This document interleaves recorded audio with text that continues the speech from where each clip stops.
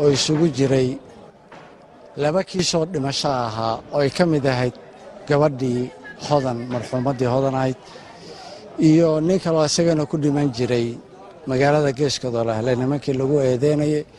waxaa kaloo maxkamadda la hor keenay niman khamri iyo xashiish lagu eedeynayay.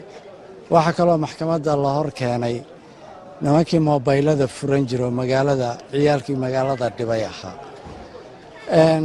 labadii kiis ee dhimashada ahaa oo ka mid ahaa kiiska hodan, xafiiska xilaalinta wuxuu codsaday muddo 7 maalmood in dib loogu dhigo si uu u soo dhammaystiro caddeymihii.